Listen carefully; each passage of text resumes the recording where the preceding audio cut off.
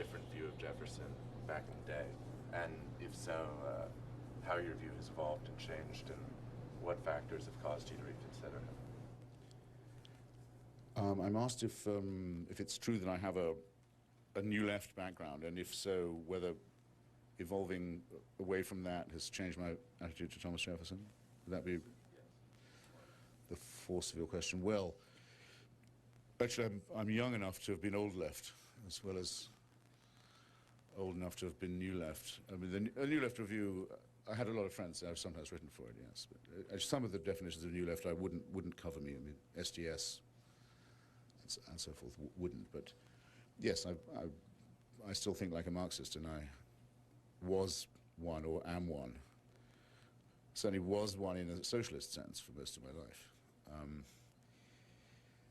And the attitude to the American Revolution was actually the one thing on which the left never made up its mind, strangely enough. I think because they thought it had been superseded by more modern ones. Wasn't true of Marx, as a matter of fact. Or Engels. I mean, Marx and Engels wrote that repeatedly that the great country of backwardness and superstition and tyranny and ignorance and barbarism was Russia, and the great country of the future and of equality and liberty was the United States. And they were particularly strong in their defense of Abraham Lincoln, organizing movements in support of the Union in Europe. Henry Adams in his memoirs says Marx was almost their only friend in London at the time.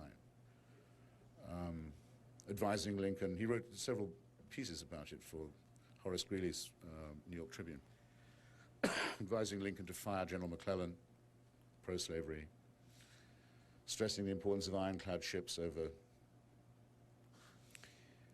sail, the superiority of capitalism over feudalism and slavery, and the rest of it. Very, very interesting. But there is another strain in, and very much not what they teach you in school. I have the feeling that probably it's not taught in American high schools that Karl Marx was Lincoln's best friend. Would I be right in this surmise? Yes, I think so. And that Lincoln thought so too. But there is another strain in the left, which, I mean, eventuates in this nonsense in the Jefferson Elementary School in Berkeley the other day. And also with the writing of Professor Chomsky, who's a very important figure on the American left. Though he calls himself an anarchist, he keeps forgetting that he is one at just the moments it might do him some good. But he is, at any rate, of major influence on the American left. And I realized a few years ago that there was a difference between him, Professor Chomsky, I mean, and myself. Which he did not finally think that the United States of America was a good idea. He thought it had been sort of all genocide since Columbus, basically. I mean, that's not simplifying his opinion by very much. And as I said about the Berkeley motion to change the name of the school to Sequoia, in a way it doesn't make any difference. You know, it's a radical attitude, but it's not a radical position because it doesn't commit you to anything, it doesn't mean anything, it doesn't represent anything. Actually, there are times when it can have significance. If you basically think the United States is a bad idea, then you may feel a sneaking sympathy for others who feel the same, such as, for example, theocratic nihilists, who believe it's a crusader Jewish racket. And of course, it's very important that people make up their minds about this now and stop fooling around about it, wouldn't you say? Yes, but so to sum up, would you say then that your view of Jefferson has been consistent over time, that you at no point ever subscribed to that, what you call Berkeley interpretation? No, there never was a period in my life when I thought that. I always wanted to come to the United States. I had a very strong ambition to come here and identification with it.